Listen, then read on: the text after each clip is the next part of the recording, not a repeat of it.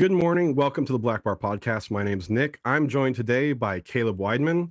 Hello. And no Zach today, which Zach's not here. He's not here today. He had another thing going on, but it's going to be me and Caleb today. We're going to be talking about AI generated music, whether that's good or not. We're also going to take a deep dive into AR versus VR and talk about some of the things that just were released with the new Meta update. Now, Yes. Something you also might want to know is, if what Blackbar is, we have a community, a Discord that we'd love for you guys to join. It's if you're interested in creative church media stuff, great place for you to be.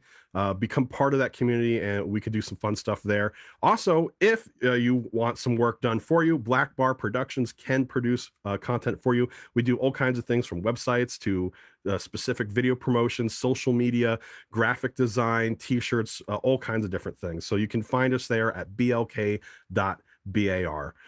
Caleb, how are you doing this morning? I'm exhausted.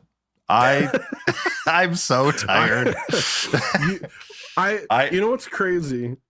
Go ahead. You finish that first. Yeah, I want to hear this. Today is the last season, the last day of a season, which has lasted probably about 6 weeks, where I have been working. I have been getting up at about 8:30. I've been starting work at 9, and I've been stopping working at about 1 a.m. And I've just been doing that for about 6 weeks. And today was my last massive deadline. And I made it, and I survived, and I'm so ready for a nap. But we're going to do this first. Yeah. I'll throw in there, since I've already coughed once this episode. I'm trying not to. I literally have like a arsenal in front of me of like some hot tea, cough drops, water to make sure I didn't cough.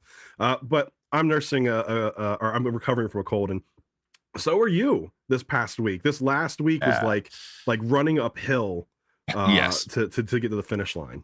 Yes, it was not great. I don't think I got it quite as bad as you did for the most part. But it wasn't I didn't have time to be sick. I think my body knew that it's got to shove that crap away until we're done. I'm sure like come Monday I will be near death. This is probably what's like going that to happen. Movie, The Predator, where there's that one line is like, "Man, you're bleeding." It's like, "I don't got time to bleed." I don't watch dirty movies, Nick. I don't watch things that aren't made by Pure Flakes. Oh, okay. But the audience doesn't know we're not alone today. Actually, it's not just going to be you and I. Nope. Who do we have today? We have Garrett this Vandenberg random dude just logged into the call somehow. He guessed the password, and it took a while. Let me tell you. Right. So let me do a quick introduction here for Garrett. Garrett is a recording artist and a music producer. He composes original theme music and background music, and he writes music for licensing, and he has some of his own stuff, which I will say, I actually have a couple of his songs from his most recent album favorited on my Spotify playlist. That's big praise.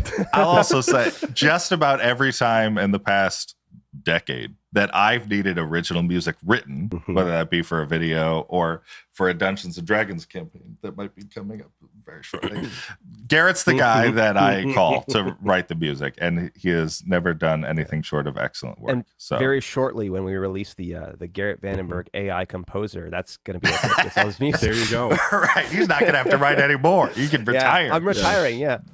What's crazy, I think I'm remembering something too. The earliest iteration of what is now the Blackbar podcast, we tried very briefly to do the Frick, Frack, and CJ show. Frick, Frack, CJ being Frick. We had Garrett write us out. I totally remember that. He wrote, yeah. So Garrett's been actually a part of it. Yeah, Garrett's been a part of the podcast from day one. We just didn't realize it. You say I don't even remember how long ago was that? Too long. I don't want to bring it up. We're leaving those podcasts in the past. Moving on. I still have those files. Yeah. Speaking of what you were just mentioning, Garrett, and the reason that we wanted to have you specifically on today is because I think we have a topic that is near and dear to your line of making money, which is that's true. Yeah, AI generated music. Yeah, that's how I make my money. I've been lying to people for years. They thought I was really impressive, but it's actually just, oh my gosh, for 10 years. I've been working with you for a long time. That's crazy. So Nick, why don't you tell us a little bit about that? Zach sent us something the other week as we go through our show planning stuff, and he found this thing called it's Sound Raw AI. I think it's Basically supposed to be sound. Is it Sound Raw or Sound Draw? That's a great question. It has only one D in it.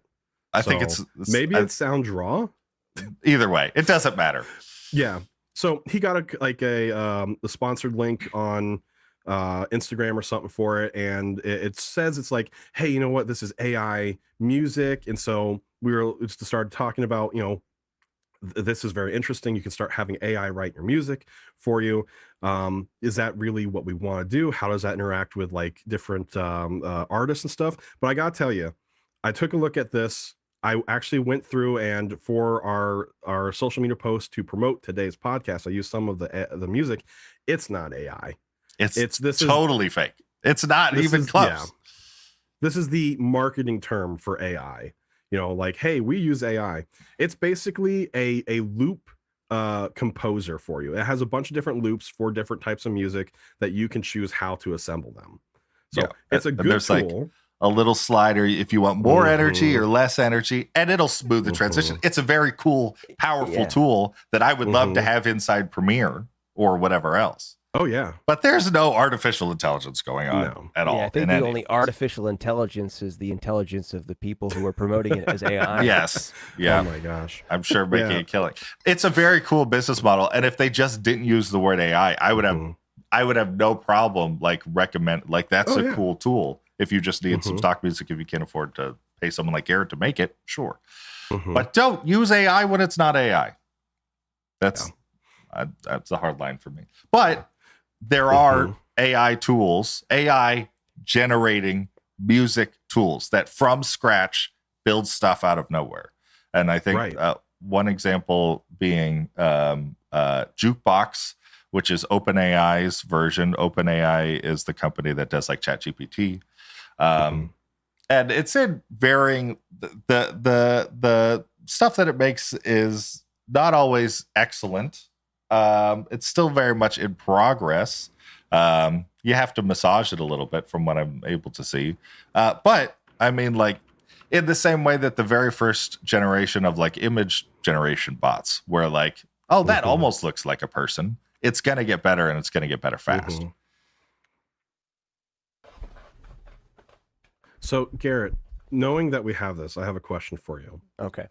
As a professional songwriter, are you scared of AI generated music? Am I scared of it? I think I'm. I think it's going to kind of come in phases the way that we respond to it, because I don't think like you guys were just saying, there's stuff that's going to be marketed as AI that isn't really AI. I think there's the initial excitement of just there's like new technology and people are like, oh, let's try that. But I think people are going to pretty quickly figure out what AI can do well and what it can't. Right. And if there are people, if there's a lot of professional songwriters out there doing what, could easily be accomplished by a robot, then I don't know why they have jobs, because like sure.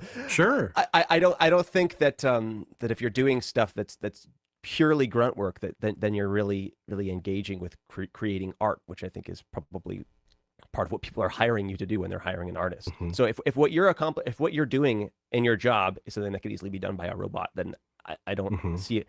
It's like probably you need to step up your game. But sure, but so like if I'll use the analog of in the world of illustration, right? So I don't know if you played with any of the AI, like the image generation bots, like Midjourney or Stable Diffusion or anything like that. I've been able to get so we'll talk about Dungeons and Dragons again, because we mentioned it before. One of the things I wanted to do for all my players was create like the image avatars, like having this is a picture of what your character. Usually in the world of D&D, I have to pay an artist to make that happen, a talented artist to be able to produce that sort of thing. And now, not only can I do that with Midjourney in 10 minutes, less if I have the right prompt, but I could get that in any style that I want. I could it could be super cartoony, it could be super realistic, it could be, I can emulate a comic book style, I could emulate a movie style. Like, it's gotten to the point where I don't see why I would ever need to budget to pay an illustrator hundreds of dollars to be able to make something like that happen. I watched a video yesterday of a guy breaking down the cost difference between creating the shot in The Shining where the blood all that comes out of that elevator. Yeah, sure. And he showed, he recreates the scene pretty convincingly. And I guess that scene, there's like a clone of it in Ready Player One as well, where they do it all with CG. And the original, it's like, to do it with CG, like to do it like cinema level, like how it's supposed to look, it's about a fifth of the price, which is, still like pricey. Like I think the original shot, calculation was like something like $500,000 to do that shot. And then doing with CG was it was like a fifth of that. And so, but they said when he got to the end of the video, he said he broke down that but fewer people care to see the movie if they know. Well, it's not that if they know that it's AI, they don't care about seeing the movie. It's that there's a big selling point to knowing that the stunts are real. So when they market that in the new Mission Impossible, they actually do this. Or you should another clip of, I don't know what the movie was. It was like this crazy scene of like a helicopter dropping off guys on a train and them all jumping off of the helicopter and like doing crazy stunts. And it was like, whoa. Nice. And you initially just assume, they probably did that with CG. But then in the marketing, in the trailer, you see, they're actually doing that. You see from other angles, you see a helicopter drop. It's like there's something about the narrative of the creative process of that pulls us in. And I think it's also worth noting, though, that when those examples come out, obviously Mission example being sort of like the shining one, they stand out because they are growing increasingly uncommon, right? Right. That's fair. Because it is cheaper to do it digitally on a green screen, instead of hanging, whatever his name is outside. But to Garrett's point, I do think there is something special about knowing that, like Tom Cruise does all his stunts, right?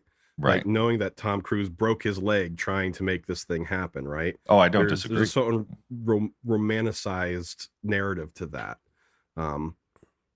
That I think, to what Garrett was saying, helps make that more of an experience for people watching. Sure. And I don't disagree at all with what you're saying. And even to take it back to the music world, like I technically had the option to buy access to a subscription to an AI tool to have it write music for the recent thing that I have coming up, and I chose not to, and I chose to trust Garrett to do it because he's has a far better ear. That was what I wanted to push you on. Is what went through your mind when you were making that decision? Because there wasn't like an expectation like I have to hire Garrett. Garrett's gonna be out of work if I don't hire him. He's my employee. It's sure. We do stuff occasionally, so it's like right. There shouldn't have been like a huge amount of pressure. Why did you decide to do it that way, as opposed to an AI model or just buying it? Or buying stock music? Yeah. There were some. So I will, without getting into any spoilers, there were some specific requirements that some of the music needed to have that about, that nobody else really knows about, that would be hard to replicate. There were different versions of the track that I needed. That I think it would be very difficult, even knowing what I know about image generation bots, to get a AI to generate a single track with a handful of different variations for that specific thing. But also, I know that I trusted you specifically to be able to achieve what it was that I was looking for. That's where I was wondering is I think that there's a difference between like when you hire somebody just on Fiverr that you know nothing else about. I think you might see less of that when we have access to AI to do a lot of these things. But I don't think it's going to replace okay, I have a relationship with Caleb. I know he can do this kind of stuff, and I like the creative filter that it passes through when I ask him to do something. Sure. And so there's a bond of friendship and trust, and then there's there's a taste thing. It's like I want your human creative filter. I want this idea to touch that. Yes. Right? And I do think when it comes to the Fiverr sort of example, like you were talking about, those people are going to lose first, right? Yeah. Those I think of and a measurement. There are definitely multiple variables on this graph, but if nothing else, just skill. right? The people who are relatively low skill that are firing up Logic, grabbing the random loops that come with the program, dropping it in and making music out of it, right? Which I'm sure people have done and it sounds fine. But those are the people who are going to start losing out to AI first. And then but it just keeps getting better, Garrett. I'm worried about my job eventually. And even so let me ask you this. Would you be open as an artist to using AI tools to help you create music?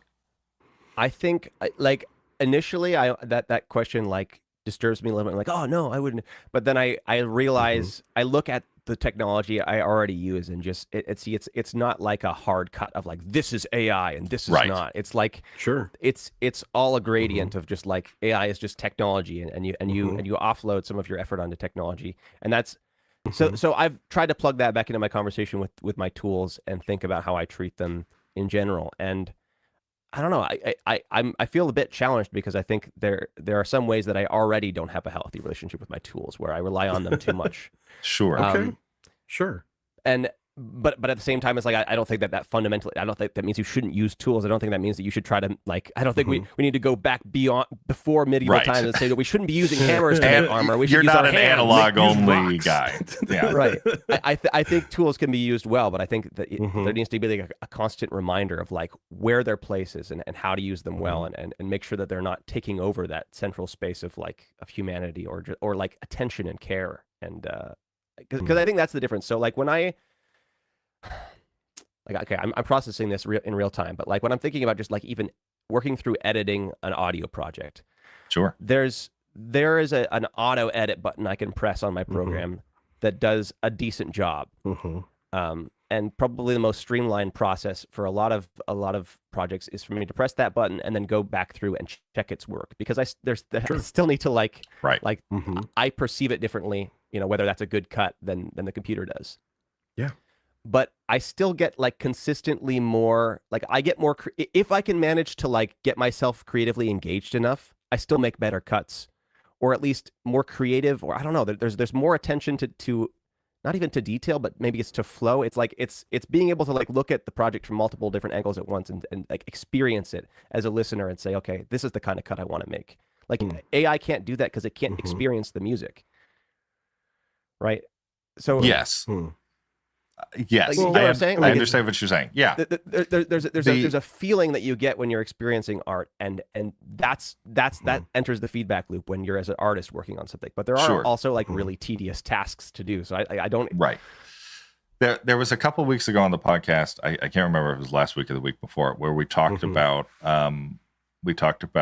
the importance and difference between someone's skills and someone's taste, right? And how it's important as any artist in any field to continue to work on your skills to make better and better and better stuff. But often so the skills sort of raises the floor of what you can create, of like the worst thing you can make will always be getting better and better and better. But the ceiling is dictated by your taste, right? If you have really terrible taste but really good skills, you're going to make a lot of stuff that is technically proficient that nobody wants to see or listen to, right? Right. And I think when it comes to artificial intelligence in no way helps, modifies, or has anything to do with taste. But it absolutely is something that raises the floor of what anybody could do. I would say, and I know it's one of the questions we have to get to, that it very much lowers the barrier of entry for someone who, like, and we've seen this. This is not a new thing. It's been a progression over the past couple decades when it comes to music production. It used to be something where you had to pay a producer to go into a studio and like have them all with the giant board. You can do that with a laptop in your bedroom now, for the most part, with some exceptions.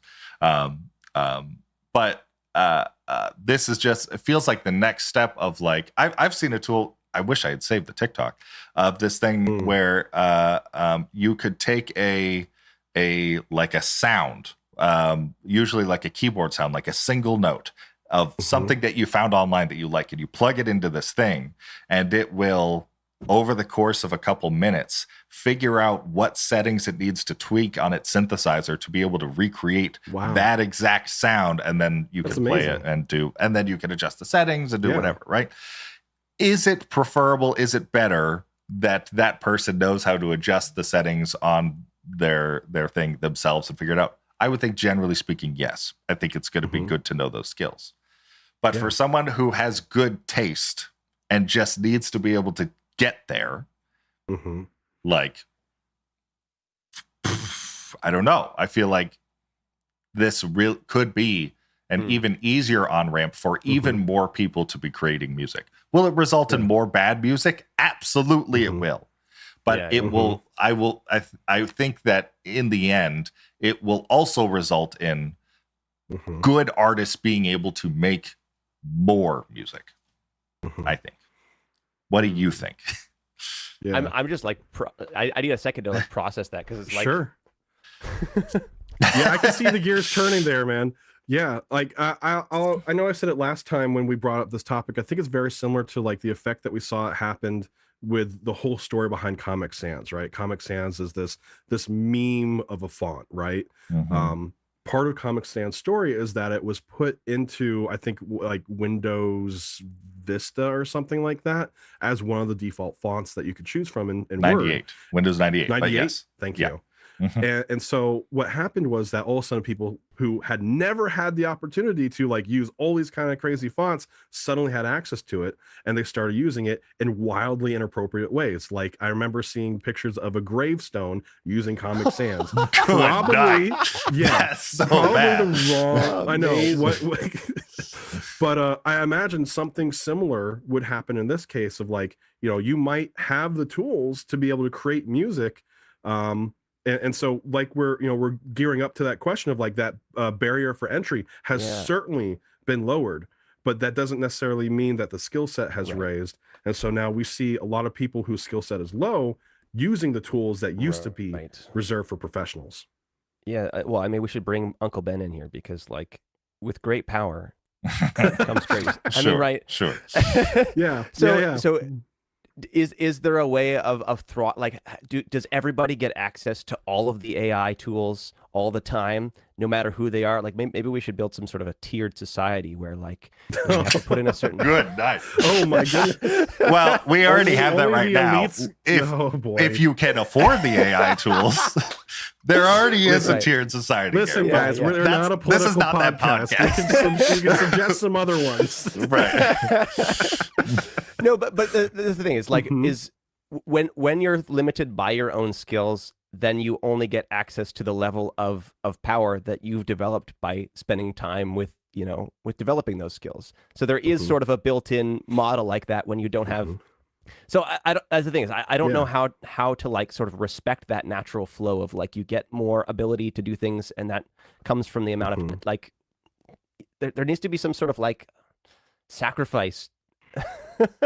Art, I've heard it said before, art is pain, right? Art, there's something in there, and it feels really stale to think like all this work has been done by because ones and zeros contemplating different thoughts and things. There's no meat and blood to it, So this is not an exact parallel, but I feel like an analog to this discussion could be. I think of like the very abstract, like postmodern art wave, right? Where you had like Pollock throwing paint on a wall and just yeeting it all over the place. And there was, I don't know how you guys feel about that kind of art. I don't mind it. I like that kind of stuff. But there was intentionality. There was taste involved. It was, at the time, a new idea, but he was trying to communicate ideas, emotions through that kind of thing. But also at the same time, anybody can throw paint at the wall, right? And all of a sudden we had a decade of just a meme's worth amount of thrown paint on the wall. And it became a joke, that kind of artwork, right? And to the point of where like it no longer, for a good while, it was no longer even worth trying to examine a piece of art like that, because chances are it was made by an amateur that wasn't processing what they were trying to feel or convey. They were just trying to make something to look good, right? I think, Sorry, so go on. The last thing I'll say is that's not true. But the last thing I'll say right now, the next thing I'll say, yeah,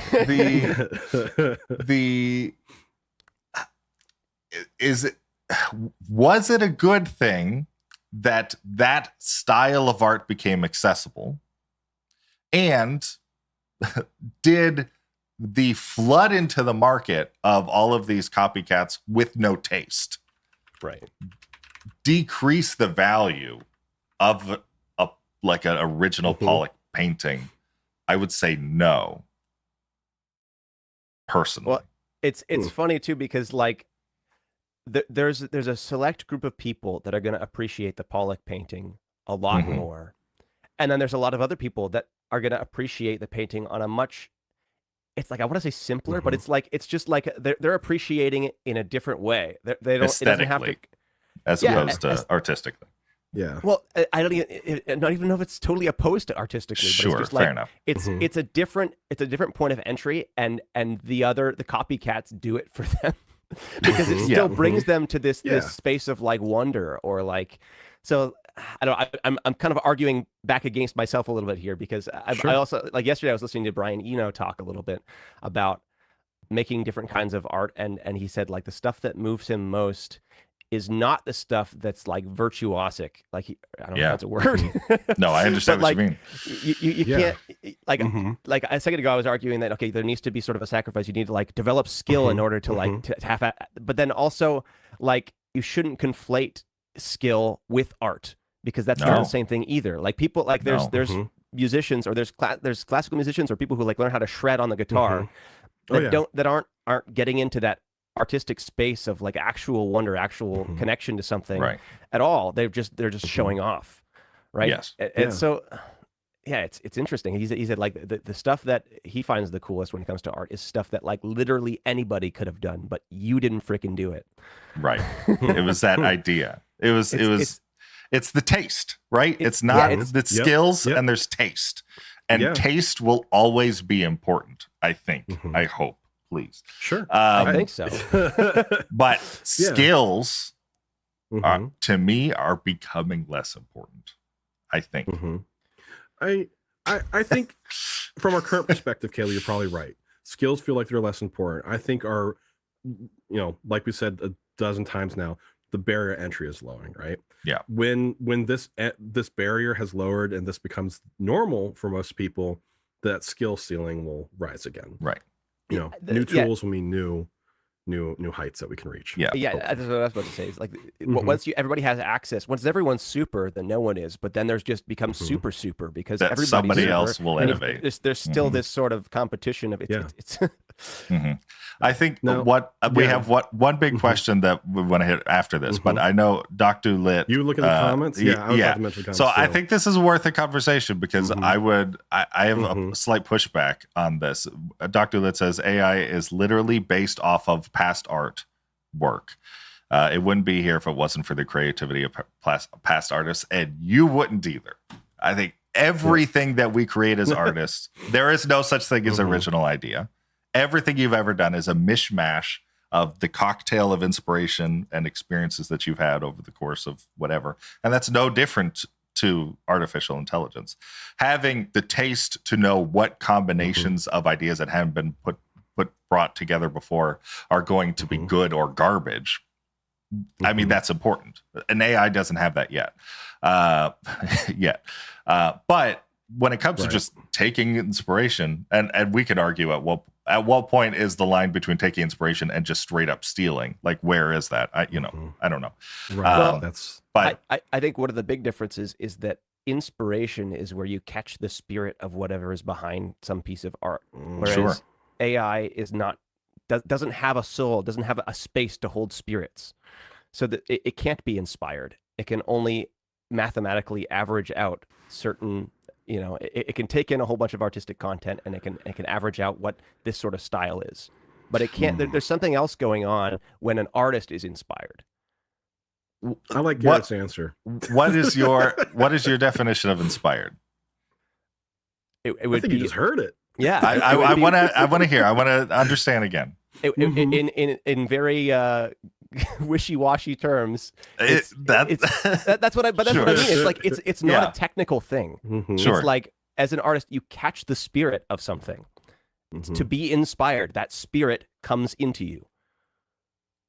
I think we're ready for the spiritual conversation of this now. Interesting. Okay, I think it's involved enough with the third question to bring the third question in, and then we'll have a bigger conversation. But I think obviously this, and just so you guys know, these are the conversations that come up every time I'm having a conversation with Garrett, is we end up talking theology and ethics for 4 hours straight. So this is par for the course, and exactly why we wanted him on.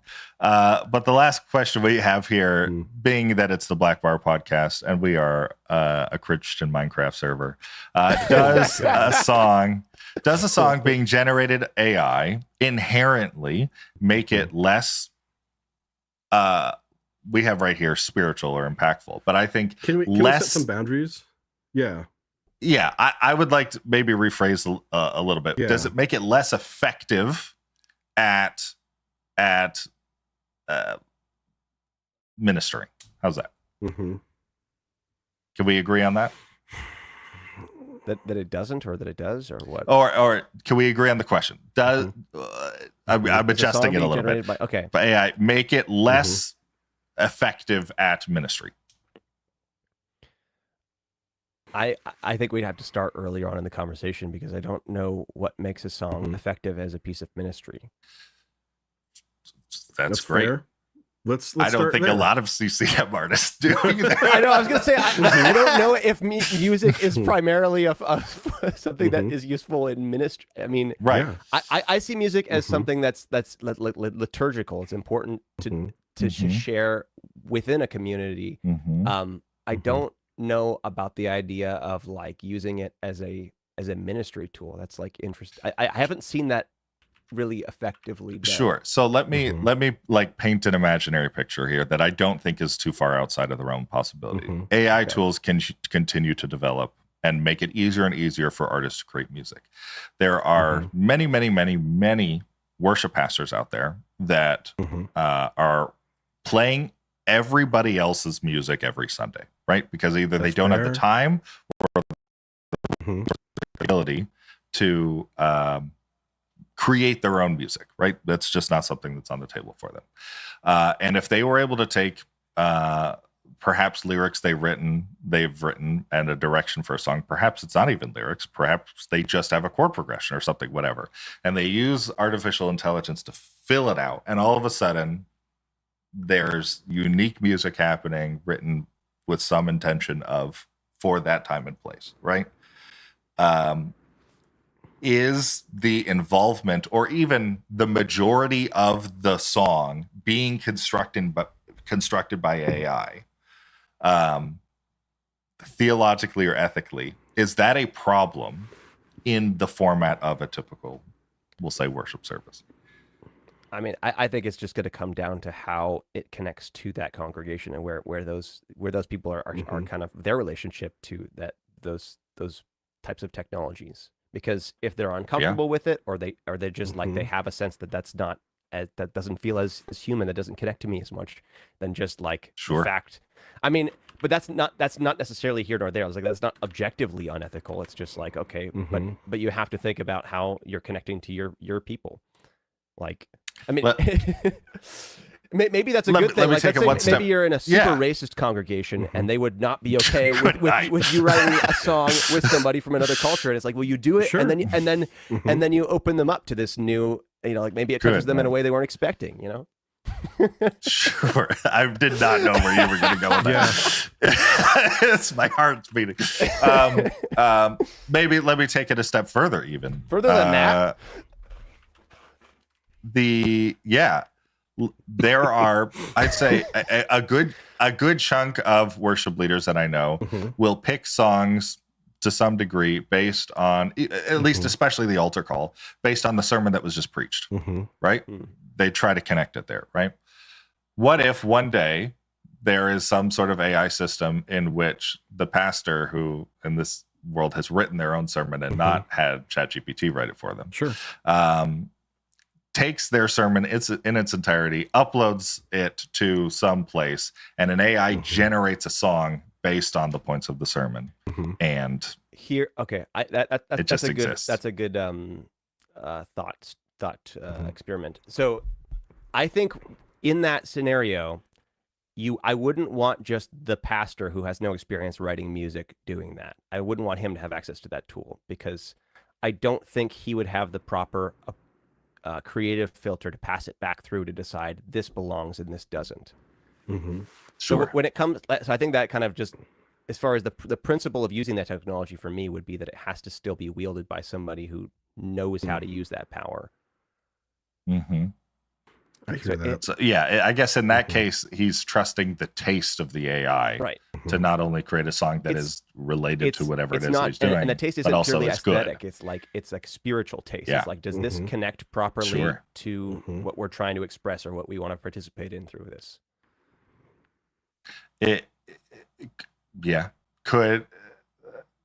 Yep. Like you can't. So this is another. I read a paper by Chomsky last week about AI, and he was talking about trying to ethically align AIs, and he said that basically it was not possible to teach them to be good because they can't. There's no, like, goodness is a transcendental, right? It's not a algorithm. You can't write an algorithm for what good is. You can set hard rules and say, don't talk about this, don't talk about this, and don't talk about this. Right. And you could say, in general, talk about this, but you can't say, love the Lord your God and love your neighbor as yourself. An AI doesn't know how to do that. Love does not compute. Love does not compute. I'll argue. I 100% agree with you. I will also add yes and yet. Yes and yet. I'm not going to write off the possibility that they will figure that out at some point. I'm going to write it off for the foreseeable future. But that's the thing is, I'm saying use it, but don't replace yourself with it. Sure. So maybe, and this might be a good sort of like last question for this topic. What is it that current artists, music artists, will stick for now, currently have that AI does not, and you don't think ever could have? Particularly Christian artists? Sure. I was going to say taste, but I don't think. Right. To all our Christian artists listening in the live stream right now, Garrett is a very cynical ex-Christian music listener. Yeah, I mean that's I don't know that. I mean, I was going to say human connection, but people have these sort of like semi. Like artificial relationships with like characters, like Yep. I'll tell you what, I saw an article. This is a little kind of in the same vein, but like apparently AI generated text-based chat girlfriend and boyfriend bots are on the rise. Sure. So if you're you're talking about the human element, it's yeah. So AI will not have continuous history connection to human history, like. Every human you talk to is related to you somewhere down the line. So there's a deep sense of connection there. I mean, I guess there's like an artificial. I don't know. I'm just trying to come up with these on the fly. I know. It's a tough thing. So it's already generating music, and it's already generating music that is like passable. And right now it's replicating specific artists or specific styles or whatever. And in the same way with image generation bot and the text generation bot, it's going to get better at being creative. It's going to get better at mixing styles and coming up with new ideas that we've never had before.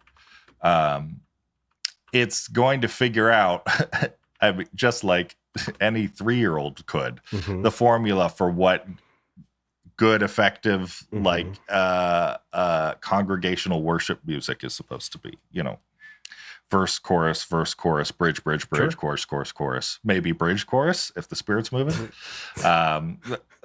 The like eventually it's going to be able to, I think, outright some of the best in that world. Not my type of music, right? Yeah. But It's like what will, like, if in 10 years you play a song that is AI generated and one that is not, and you are not able to tell the difference between the two, you are not able to identify which one is which, then like I don't see I don't see what could be missing there. In the context of like, I guess, yeah. So the way worship music works in a Protestant context is there's new music. How often do you guys have new music? Gosh, I'd say maybe every quarter at least. Okay. You know. And is it like a full wipe of like these are all new songs, or is it like a couple new songs? You know, I know one of our people watching could probably actually answer that better than I. But I think it's you know, like there's a certain library that they hold on to, and like they'll throw out a couple songs, but they'll replace it with new ones. And so like ones that really hit and resonate with the congregation tend to stick in there much longer than other things. So I wonder if you can train an AI to sense whether or not a song is resonating with people spiritually.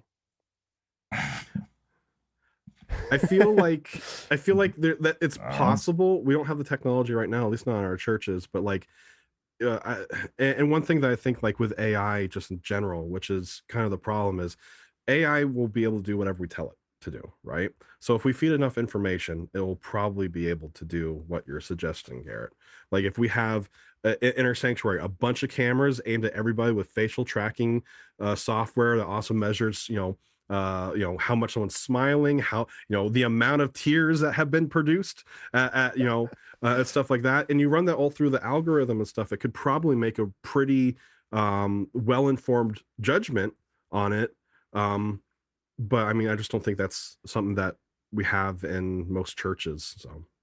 So is it okay?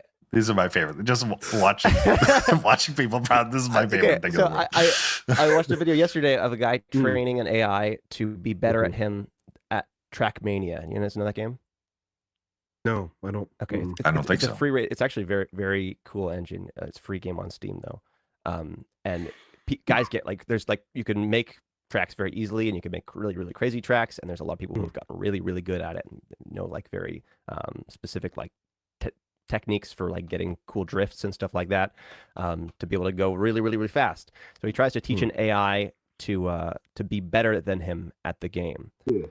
And what he ends up having to do as he trains it is force it down certain sort of tech trees, like as far as like he has to artificially reward it for using its brake, so that way eventually it will and he has to like change the parameters so that way it's rewarded for braking and being going a certain speed, so that way eventually the AI figures out how to drift, because that's a discovery that the AI wouldn't make unless forced down that kind of corner. So there's there's little tricks and techniques. There's things that we discover through our lines of interacting with things that we can ascribe value to. Like, oh, I think that's like, because part of drifting, what makes it cool is that it's cool.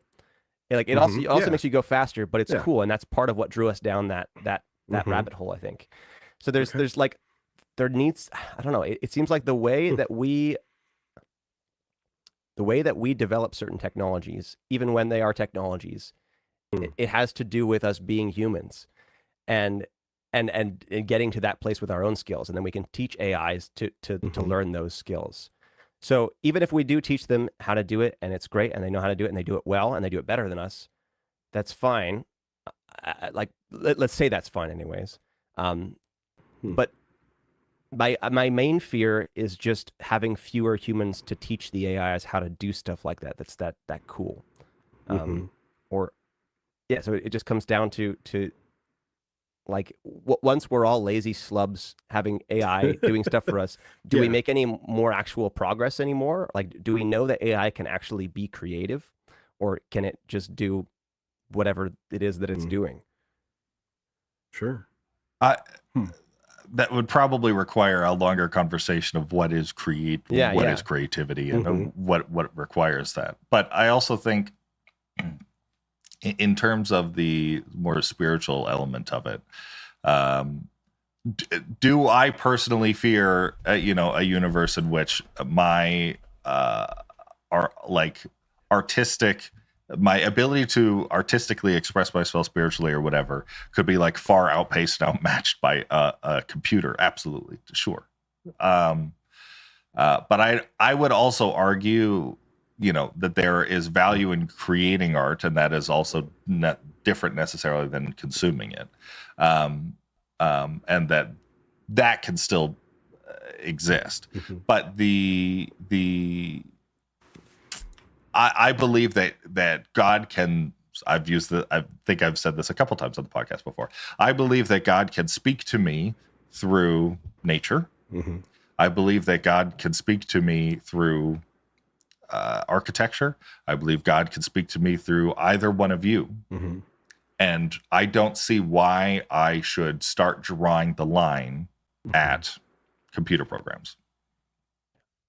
I don't think you should draw the line there. I think God can speak through everything that exists. I think everything, by the nature of his existence, sings the glory of God, including artificial intelligence. Sure. There you go. I think my Garrett, only pushback is just learning how to relate to it well, and just because there is, like with any kind of technology, there's a danger of replacement or just danger of treating it wrong. So what you're saying is we should give them bodies so they can experience life alongside us and walk around. Maybe that's we're creating a soul we should put our brains in jars. There you go. Here's the thing, Caleb. The thing that you mentioned, about God can use anything to speak, right? I've also heard you say that quote with an addition part to it of, God used the donkey to speak, right? He can use, if he can use a donkey, he can use whatever. But it's probably would have been better within that particular story of the Bible that the person who was listening to the donkey to have just listened to God in the first place, right? So I guess the question here is, 100% generated, like completely generated by AI. Is that a donkey in this case?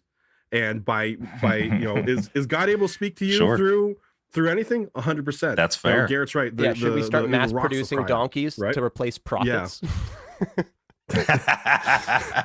We know they could do it. They've done it before. I think we could probably talk about this topic for another 4 hours if we really wanted to. Absolutely could. And I'm sure it will generate some discussion in the Discord after all this. But for the sake of time, I think it's probably worth transitioning to our second. We only have 2 topics today because they're a bit bigger ones. But we wanted to sort of reopen the can of worms that is AR and VR in the church, as there's been some news in the past weeks and in the past months of development in the AR and VR world. But to catch that part of the conversation, you're going to have to subscribe to Daily Wire Plus. Garrett, you do voice work too? You should. Don't do that. So we wanted to talk a little bit about that, where the technology seems to be going or not, and see if what the ministry potential is of some of that kind of stuff. I also have noted from a couple people that have messaged me that apparently my video and audio, or one of them, is lagging slightly behind the other one. I know that's happening. I don't have a great fix for it at the moment. So if it becomes terrible, please let me know. But if it's still functional for the time being, hopefully we can make it work. I will be looking into that, though. Thank you for letting me know. So when it comes to AR and VR, the big news of the past week or so is that Meta, formerly known as Facebook, Zuckerberg's beast, has released the Meta Quest 3, and they did a big old conference for it and sort of talked about everything that it can do, along with a handful of other small technologies. if you don't know, Meta has been dumping a ridiculous amount of money into augmented reality and virtual reality space over the past many years. I think to the tune of billions of dollars a year, if I remember correctly. So this is a place where they see a huge potential, obviously, and they are not the only company making that investment. Obviously, you have Valve with the Index that they've been working on, them more for gaming, but also sort of famously over the past couple months, Apple has made their jump in with the Apple Vision Pro, which is maybe, and this is a bar, this is a high bar to put, and I understand that I'm saying it might be the most overpriced thing Apple has ever created, and I recognize that. And I'm trying to remind myself regularly that it's a Apple Vision Pro. It's meant for professionals. It's for business use, right? Whatever. It's not for every day. Hopefully, eventually they make something like that. But you can see, even with that, Apple is investing into this space. The most powerful companies in the world, in the terms of technology, are looking at augmented reality and looking at virtual reality, and they continue to see it as a place that it has potential and obviously revenue. They believe it to be an ecosystem worth investing in because they think that it's going to be an important part of the future of our culture. And I'm inclined to agree with them. I'll agree also that it's been a relatively slow start, that there's been a bumpy road so far, and that we've got a long way to go. But I do think that there's a future in AR, VR. Garrett, I don't think I've talked to you about this subject specifically. How do you feel about AR, VR in general? Have you had a chance to try a VR headset or augmented reality or anything like that? I've got to use a VR headset like a couple of years ago, so it probably wasn't as good. So I don't have a lot of experience with it yet. Did you enjoy your experience? Did you vomit? Nick almost vomited the first time that he used it. I don't think I got sick. I thought it was cool though. It's like I like the I don't know. I don't know if I like the idea. I think I like the experience of it more than I like the idea of it. Sure. Interesting. Okay. Sure. Because once I'm in experiencing cool technology, it's just like, wow, this is cool. But when I sit back and philosophize about it, I'm like, ooh, this is dangerous. Right. It's like, I love going to a theme park. It's super fun. Do I want a roller coaster in my backyard that I need to do everything? You know, I don't know. Maybe. I'm relatively techno positive on the topic, as I tend to be. And Nick, I know generally speaking, you seem to be pretty optimistic about the technology, if I remember correctly. True. Yep. I mean, if I didn't love it, I wouldn't have bought it twice. So yeah. And I've done about the same. And honestly, the Meta Quest 3, some of the upgrades that they have in this thing, I mean, $500. This is not the podcast to just fly into all of the things that it could do. But it is pretty incredible, specifically the augmented reality stuff, the pass through, being able to see the world around you and have like a TV screen on the wall or anything like that. I mean, like, I'm ready to plug in. Just get me into the Matrix. How much is the Apple one though again? I think it's like $3,000. $3,500. Oh my gosh! You know, when they talk about the Mark of the Beast in Revelation, I thought it'd be a lot cheaper. Oh my gosh! Oh man. Yeah. I am noticing now that you say that the Meta Quest 3 does have this little like Meta logo right at the top, right in the center. You know, you never know. Show me this. I think right here. Well, you can't see it. I'm showing the people that, but so I want to talk specifically about the ministry potential of these tools. Again, I know we had a stream quite a while ago where we went over a couple of years ago at this point, when Meta did when Facebook transitioned to Meta and they did a big live stream where we talked about all the things they're announcing and how that could be used in ministry. I'm curious, when you think about AR and VR, both of you, in terms of, we'll say right now, what are things that if churches who have the resources, whatever, to develop stuff for AR, VR, whatever, if they have the resources right now, what are ways that they could use the technology to reach their congregation or the people around them?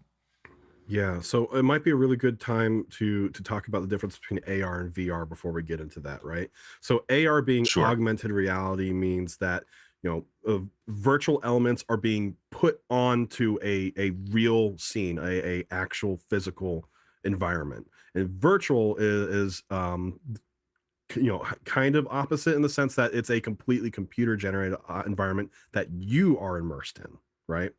And so I will talk your head off about AR, because I think that's really the direction we're going in my own personal assessment of it.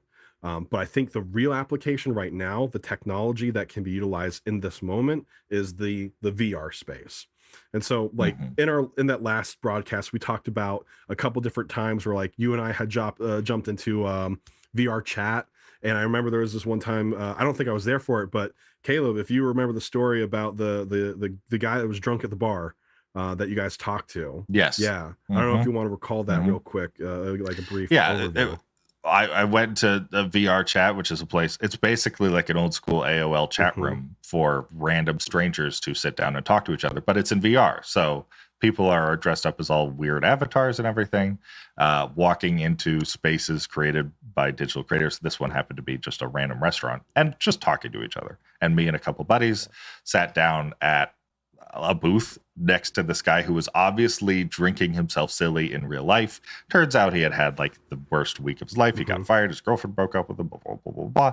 And we were able to just talk with him for an hour and sort of minister to him a little bit. And I never saw him again, but it allowed an opportunity to be close to someone who I otherwise would never have. And because he was dressed up as a character that was not him, and he was using a username that was unidentifiable. He is entirely an anonymous person.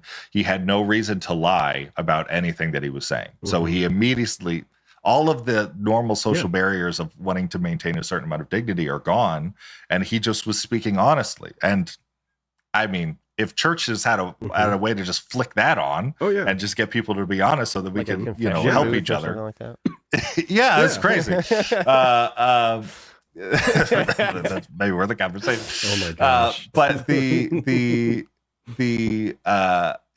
ministry potential of something like that obviously exists, and I'll fight for that every day. And obviously, things like that do exist. VR Church does exist, right? There are people who are hosting churches entirely in virtual spaces where people are showing up as random characters and avatars and whatever. I'm sure 90% of them are anime. I'm confident of that. I've never been to one, and I will still bet that. The spirit is moving with all the anime girls today. Yes, for sure. And they're being ministered to, and they're not having to leave their houses to do it. And as opposed to usual, like normal virtual church where the only interaction I have with people is something that's happening over like a text chat. Maybe if I'm sitting at my computer and typing back and forth or whatever, you're able to like make eye contact with people. You can have direct conversation. You can see their body language, all that kind of stuff. There is absolutely potential in virtual reality church right now. I don't think it's a good fit for every church. I should clarify that. I don't think every church should start their own VR wing. But there's no question to me that there is absolute valuable ministry that can be done in that sort of space.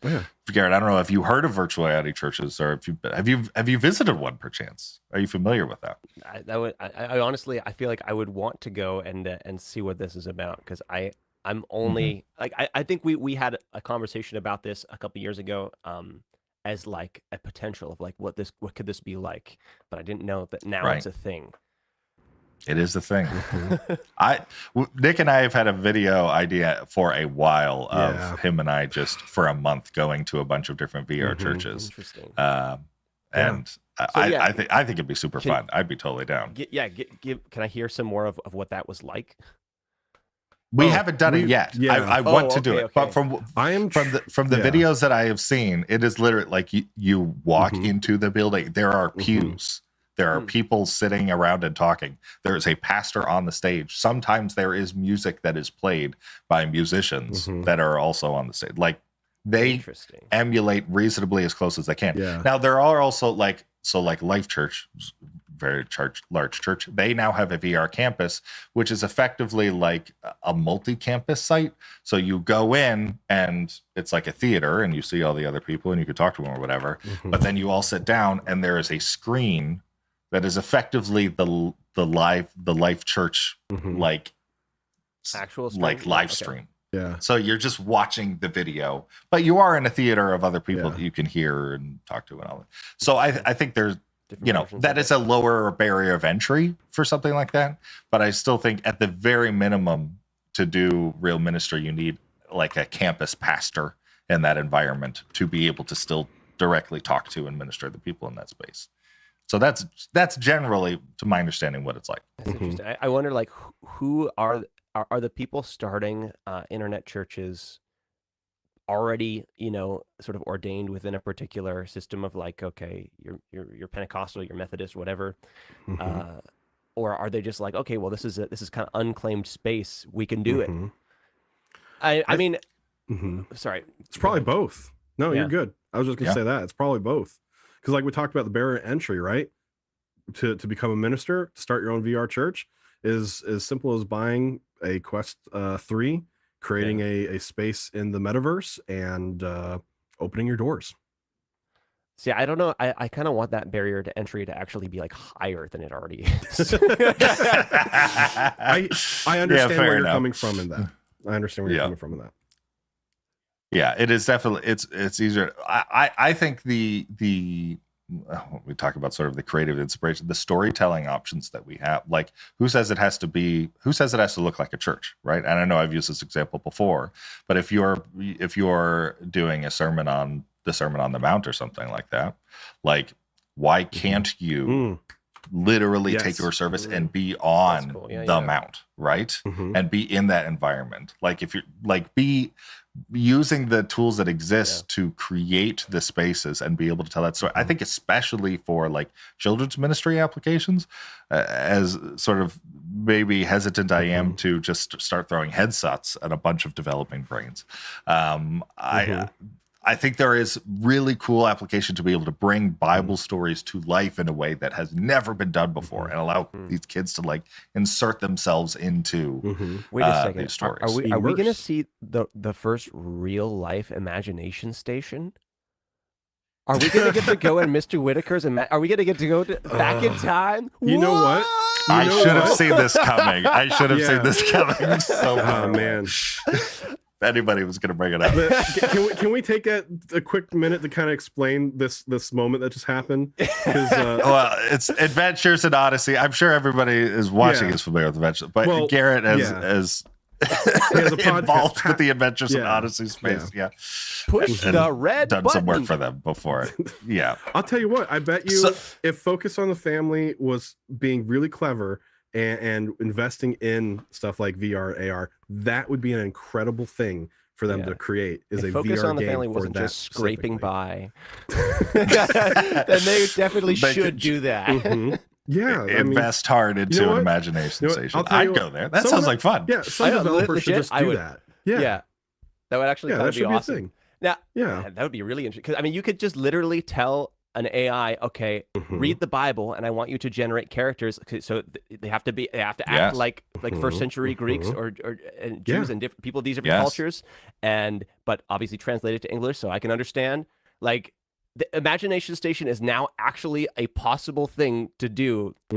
Like that's actually pretty interesting. And you could ask them questions and they would answer those questions. And this is blowing my mind right now. I don't know.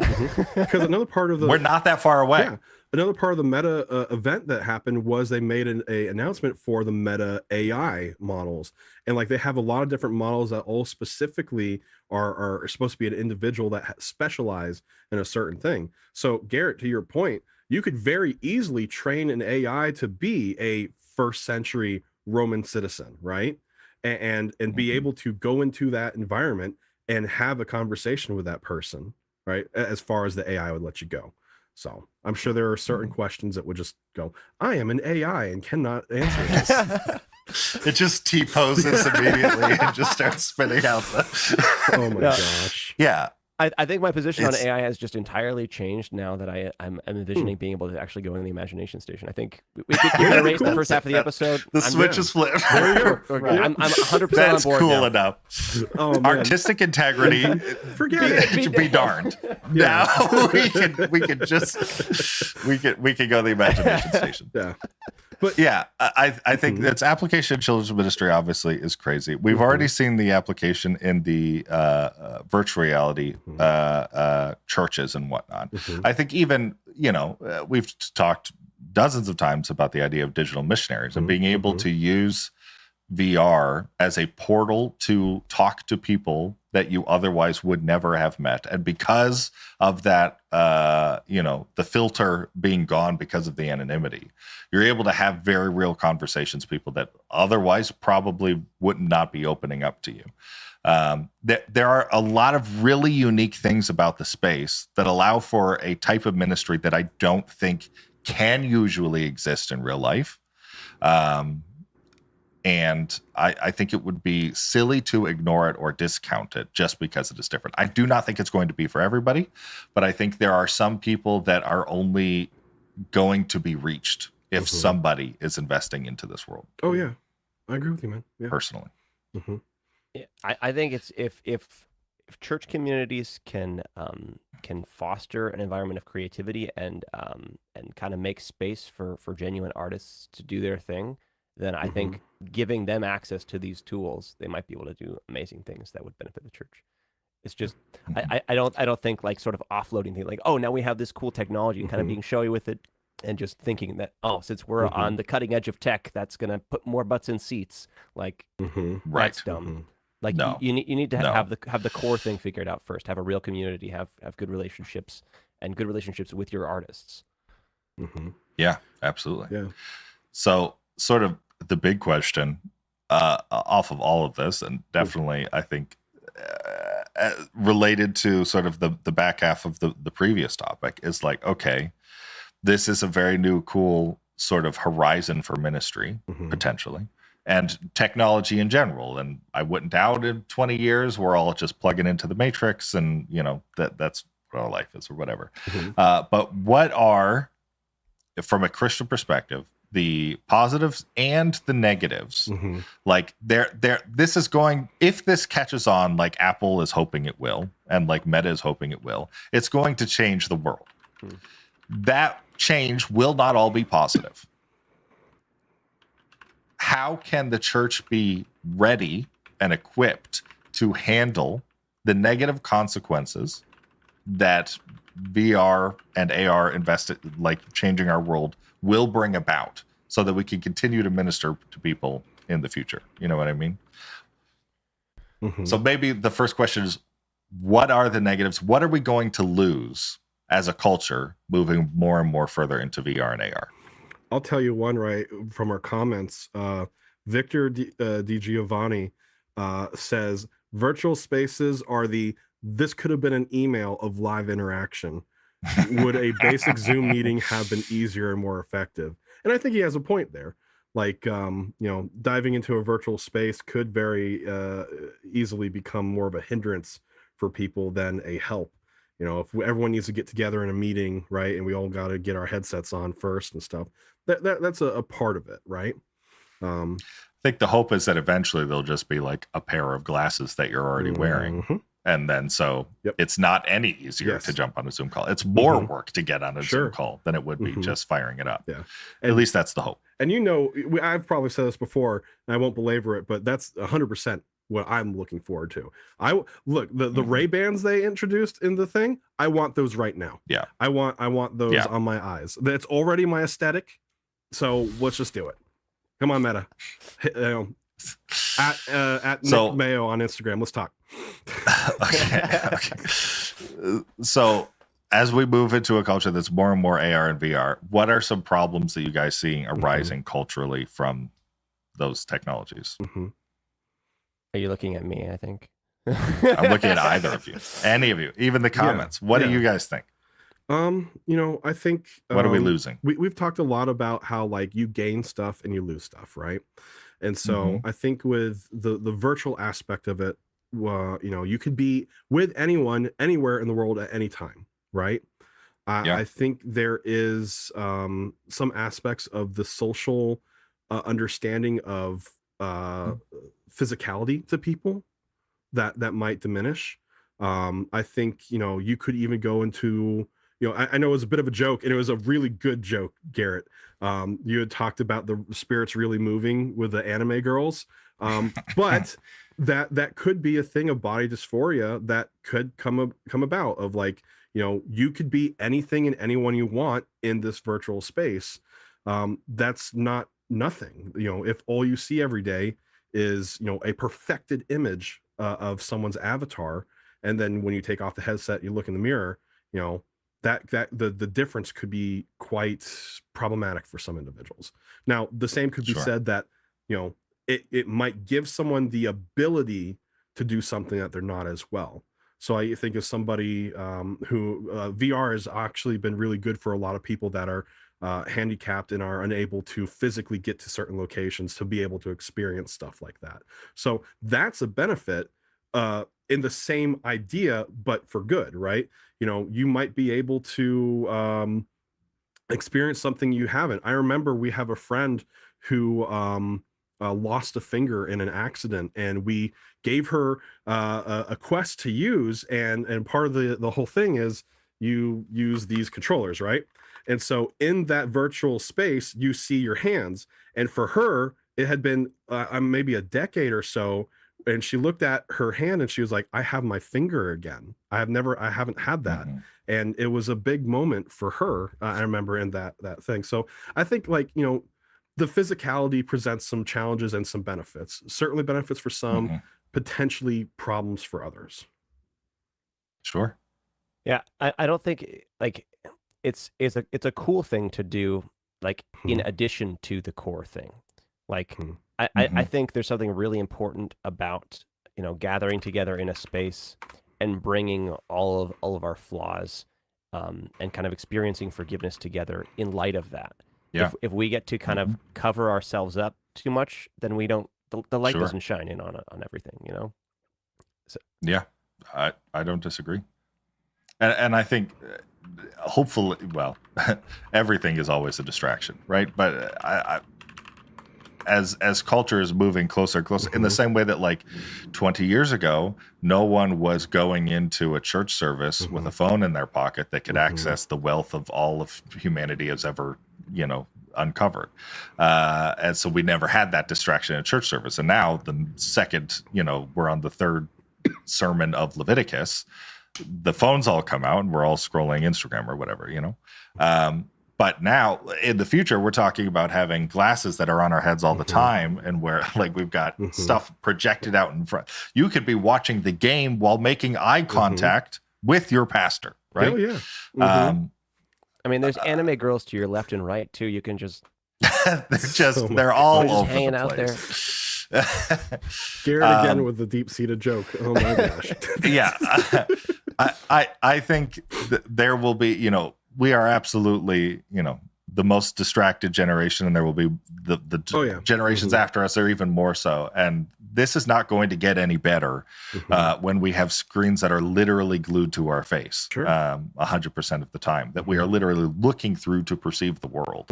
And I do anticipate that that it is going to get worse, and the demand for people's attention is going to get more expensive.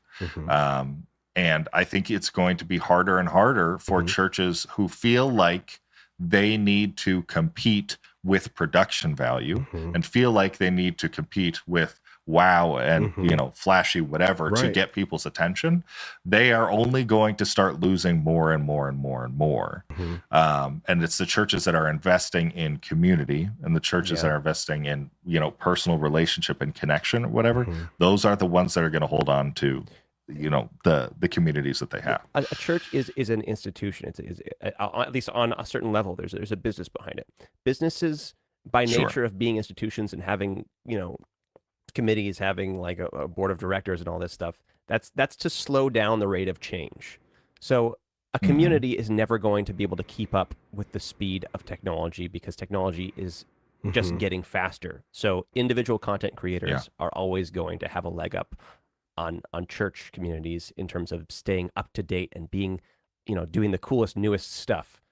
But that thing you just talked about, like real community, that's something that you can't compete with that. I think the more cluttered our attention, like you said, it's just going to get noisier and noisier. The cost of getting somebody's attention is going to be higher and higher. But just as that gets noisier, the need for a retreat from that and to a space that is not as distraction heavy and into a space that's real human connection. I think the demand for that is only going to go up. I don't think that the church is going anywhere. The crazier the outside world gets.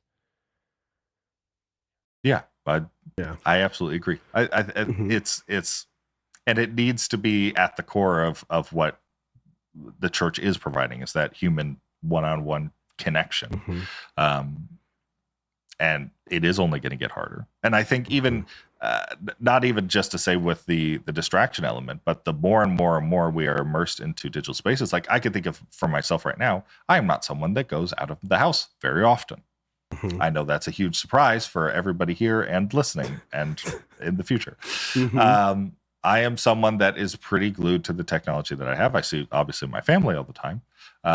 But the vast majority of my connection, Nick is one of my best friends and he lives hundreds of miles away. Zach is hundreds and hundreds of miles away, right? And my relationship is almost entirely through the means of technology that I have that I have those relationships. And I'm so thankful for that technology to be able to have those sorts of relationships. Would I prefer that they be in person? Of course, right? I would rather being able to go out like on a Saturday night and hang out and go see a movie or anything like that. But I'm happy the technology exists. I think to me, it's important that like when we talk about real community, real one-on-one relationships or whatever, to me, the physical presence of that person, while maybe preferable, is not necessary to have those types of relationships. It is possible to have a deep, meaningful, life-giving, ministry-capable relationship with someone over digital means. And I don't want it to be a war of technologies advancing. More and more people are moving online. More and more people are moving digital. And we have to drag them back to be physical because that's where real ministry happens. Real ministry can happen on the internet. It is happening on the internet. It requires a reimagining of what that's supposed to look like practically and like technically. But as long as we are serving others the way Jesus served us, I don't care if that's over pixels or if that's over coffee. Yeah, I mean, the Discord is a perfect example of that, Caleb. Like we've had, the Discord's been almost 4 years now, or just shy of 4 years, I think. And, I've mentioned it before in other podcasts, and I'll say it again. It's amazing because the people that we've connected on there have become my friends, right? The people that I spend almost every morning with, sometimes not so much this past week after being sick and work and whatnot. Sure. But, these are some of these people I've never seen in person ever. But there's entirely digital friendship. So ministry is happening online. I mean, literally this past week, one of them, I was just dealing with something during the week and I was talking to him and he was like, "Hey man, can I pray with you real quick? Pray for this whole situation." So ministry is happening between two people who have never set foot in the same room, let alone, I think, even the same state. So if these things are properly anchored to like, as long as your priorities are kept straight, they can be put in service of these deeper values like human connection and connection to God through that. I guess the question, so you guys you have a significant chunk of your lives that you get to use these technologies in, and it's holding up certain. I mean, growing up, that was exactly the same position I was in. Most of my friendships had to be online because I was traveling around with my family. We had a unique situation where we were just never in one location for very long. So yeah, I'm really thankful for that. And I think the thing is, I like access to that technology now more. Now that I have, it's like there was a big something missing not doing that in real life too. Sure.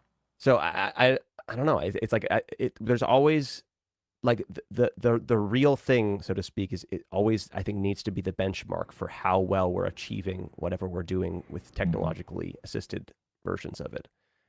So as long as we keep that benchmark handy, or like it's at least still part of our lives, we have something to kind of like test. Okay, how close are what we're doing here?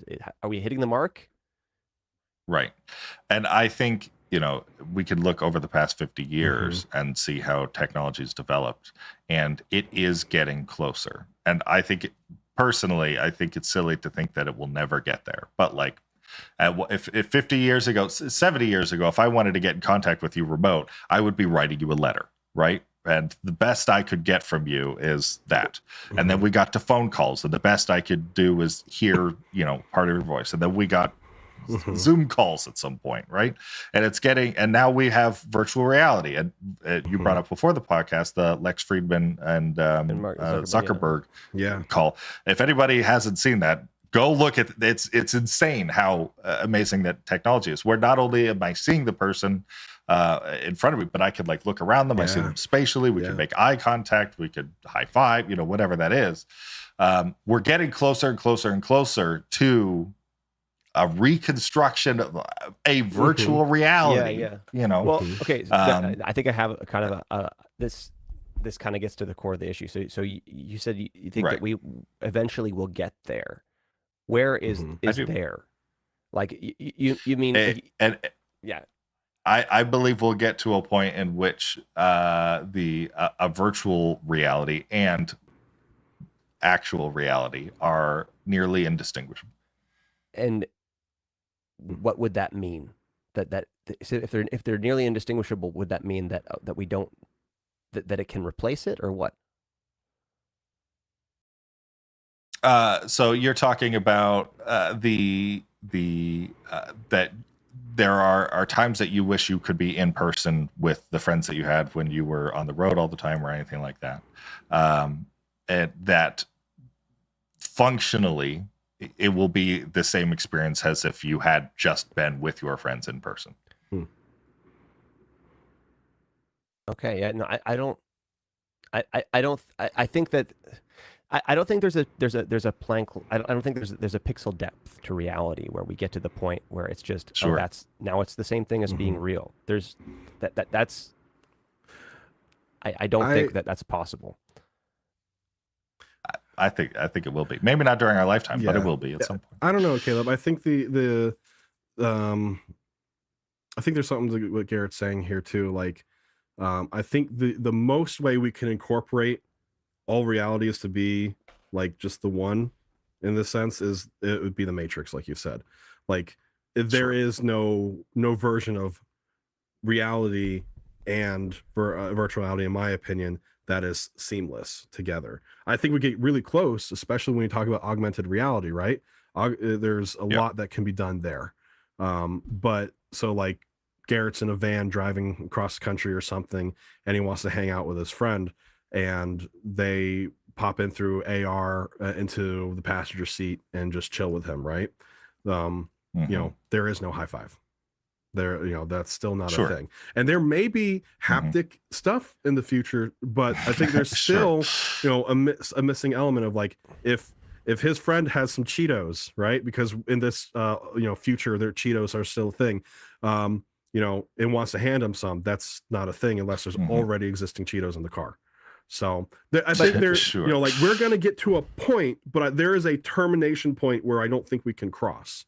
The thing is, every time you're creating a virtual representation of something, you're dealing in the language of values and variables, which is so the way that works is, okay, I think that what I'm looking at right now is actually a combination of red, blue, or I guess if it's light, it's like cyan, magenta, and green, and something like that. It's actually RGB? Red, blue, and green for light.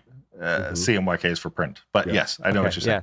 So if I'm looking at those things, it's like that's what I'm distilling this down to. But that's not what it is. That's a way of representing it. Yeah. So Yes. We don't get to the place where we're actually recreating reality. We're recreating something about what we think is the most important part of the experience that we're having. But there's Sure. always an infinite amount of depth beyond that to every moment that you're experiencing. So recreations of moments are not the same thing as moments. They're not no matter how much effort you put into them, there's never the same depth.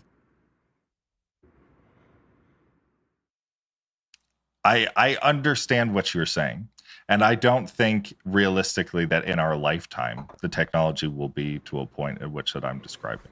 Sure. But I at the rate that things have been moving, I don't think there's any way that it won't eventually get there.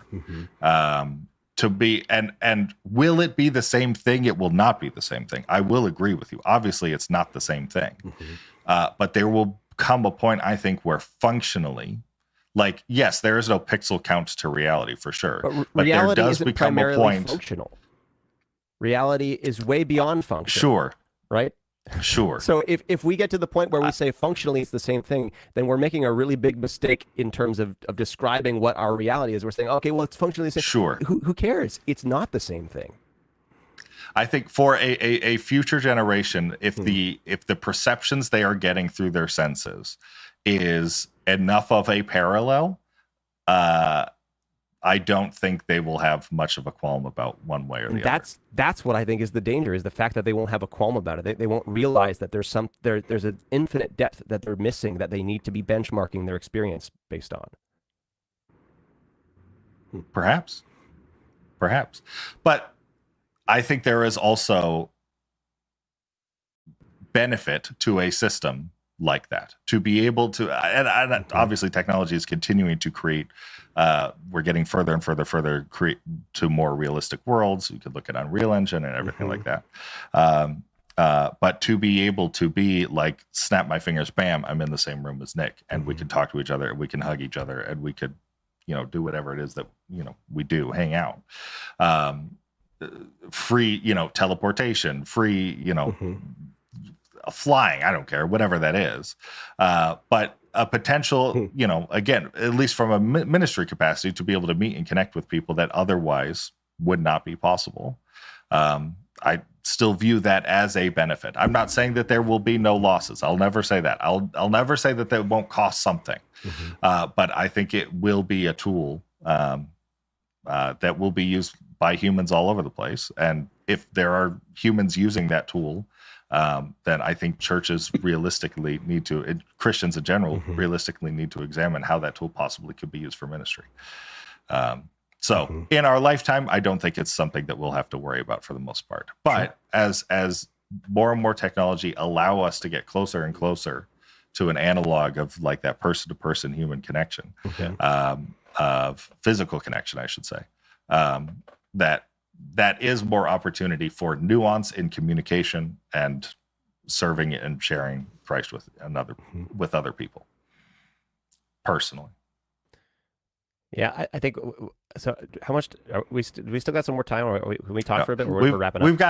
We've got a few more minutes. We'll have to wrap it up. Why don't we do some closing statements? Yeah. I got a whole new branch. We could take this. Here, tell us the branch, and if we want to continue that conversation, we'll have to do it on the Discord. Okay. But, so what I'm thinking about is one of the most important things about church as a thing with outside of Protestantism when it comes to Orthodox or Catholic faith is the Eucharist, which there's right. something like that. That's the center of the whole religious, of the liturgy. Yeah, which is where we're physically all eating the same thing. Which if we can digitally recreate that, that's interesting as a sort of aesthetic to kind of remind us what that's like in real life. But it's not doing symbolically the same thing. Sure. Yeah. Caleb, you got any closing thoughts? I what you're saying. I think my only thought would be sort of, I just did closing thoughts for the most part, but the only thought I'd mention for that, not exactly the same thing, but extremely similar in sort of like evangelical charismatic circles. There's full immersion water baptism. And Right. a lot of True. denominations have that sort of system, right? And already right now we have in virtual reality, like they'll have baptism services where, silly as it looks and sounds, it is virtual water. Right. And the pastor in his virtual avatar will take people and put them under the virtual water and bring them back out. Is it the exact same physical thing? I don't think so. But and this is very much like a theological, this is more of an interpretation sort of thing now. Maybe even not interpretation as much as it is like an application thing. That I don't think if the heart and the intent behind the action remains consistent, that I do believe the spiritual benefit and obviously the community benefit can hold. But I understand we're not all going to agree on that thing. So that would be my closing statement in regard to your thought.